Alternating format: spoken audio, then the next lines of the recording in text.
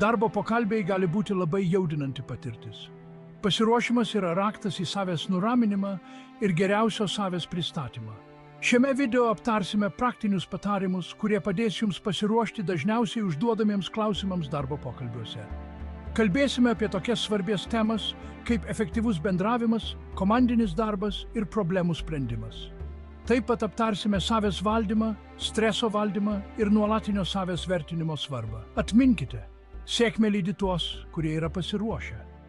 Prieš bet kokį pokalbį skirkite laiko ištirti įmonę ir konkrečią poziciją, į kurią kandidatuojate. Susipažinkite su jų misija, vertybėmis ir naujausiomis naujienomis ar projektais. Tai parodys jūsų nuoširdų susidomėjimą ir entuziazmą. Pagalvokite apie savo įgūdžius ir patirtį, kaip jie atitinka įmonės poreikius ir darbo aprašymą. Pasiruoškite konkrečių pavyzdžių, kurie atskleistų jūsų sugebėjimus ir pasiekimus. Šie pavyzdžiai padarys jūsų atsakymus įsimintinesnius ir įtikinamesnius. Praktikuokite atsakyti į dažniausiai užduodamus klausimus garsiai. Tai padės jums aiškiai ir glaustai formuluoti savo mintis. Apsvarstykite galimybę naudoti STAR metodą savo atsakymams struktūrizuoti. STAR metodas apima konkrečios patirties situacijos, užduoties, veiksmo ir rezultato aprašymą. Šis struktūrizuotas požiūris užtikrins, kad pateiksite išsamų ir įtikinamą atsakymą. Nepamirškite paruošti apgalvotų klausimų, kuriuos galėtumėte užduoti pašnekovui. Tai parodys jūsų smalsumą ir susidomėjimą galimybę. Jūsų išvaizda taip pat vaidina svarbų vaidmenį, kuriant teigiamą įspūdį. Pasirinkite profesionalų aprangos kodą, kuris atitiktų įmonės kultūrą. Tvarkinga išvaizda rodo dėmesį detalėms ir pagarbą. Atvykite laiku arba net keliomis minutėmis anksčiau, kad parodytumėte savo punktualumą. Nepamirškite atsinešti papildomų savo gyvenimo aprašymo kopijų ir užrašų knygelės, kad galėtumėte užsirašyti pastabas. Šios smulkmenos gali turėti didelės įtakos bendram jūsų pristatymui. Efektyvus bendravimas yra labai svarbus, norint pasiekti sėkmės bet kuriame darbe. Tai ne tik aiškus kalbėjimas, bet ir atidus klausimasis bei neverbalinių ženklų supratimas. Pokalbio metu palaikykite akių kontaktą su pašnekovu, kad parodytumėte susidomėjimą. Atidžiai klausykitės jų klausimų ir prieš atsakydami skirkite laiko savo mintims surinkti. Nutraukite pašnekovo kalbos, net jei ir šauna į galvą mintis.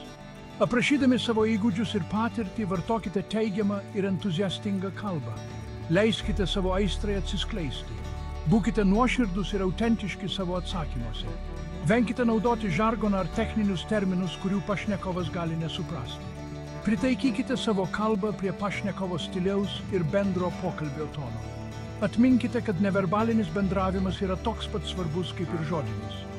Palaikykite gerą laikyseną, kad atrodytumėte pasitikintis savimi ir draugiški. Naudokite natūralius rankų gestus, kad pabrėžtumėte mintis. Stebėkite savo balso toną ir kalbėkite aiškiai ir girdimai. Nuoširdi šypsena gali padėti atrodyti draugiškiau ir maloniau. Aktyvus klausimasis yra labai svarbus efektyvaus bendravimo aspektas. Atidžiai klausykitės, ką sako pašnekovas tiek žodžių, tiek neverbaliai. Užduokite patikslinančius klausimus, kad įsitikintumėte, jog suprantate jų požiūrį. Apibendrinkite pagrindinius dalykus, kad parodytumėte, jog suprantate.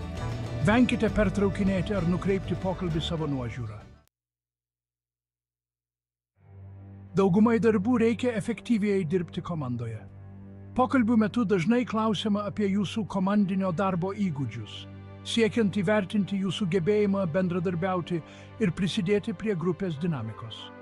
Atsakydami į klausimus apie komandinį darbą, pabrėžkite savo gebėjimą efektyviai bendrauti, atidžiai klausytis ir gerbti skirtingus požiūrius. Pateikite konkrečių sėkmingų komandinių projektų, kuriuose dalyvavote, pavyzdžių. Aprašykite situacijas, kai jums teko įveikti iššūkius ar konfliktus komandoje. Paaiškinkite, kokių veiksmų ėmėtės problemą išspręsti ir pasiekti teigiamą rezultatą. Pabrėžkite savo gebėjimą prisitaikyti prie skirtingų darbo stilių ir prisidėti prie pozityvios ir produktyvios komandos aplinkos. Parodykite, kad suprantate aiškių vaidmenų ir atsakomybės sričių komandoje svarbą. Bendradarbiavimas apima ne tik jūsų tiesioginę komandą. Būkite pasiruošę aptarti savo patirtį dirbant su žmonėmis iš skirtingų skyrių ar sričių. Pabrėžkite savo gebėjimą užmegzti ryšius, rasti bendrą kalbą ir siekti bendrų tikslų. Pasidalykite pavyzdžiais, kaip prisidėjote prie pozityvios ir įtraukios darbo vietos kultūros. Kalbėdami apie komandinį darbą, susitelkite į teigiamus bendradarbiavimo aspektus. Pabrėžkite savo gebėjimą palaikyti kolegas, dalytis nuopelnais ir kartu švęsti sėkmę. Pozityvus požiūris ir noras padaryti daugiau nei iš jūsų tikimasi yra labai vertinamos savybės bet kurioje darbo vietoje. Atminkite, kad komandinis darbas tai kiekvieno gaus stipriųjų pusių išnaudojimas bendram tikslui pasiekti.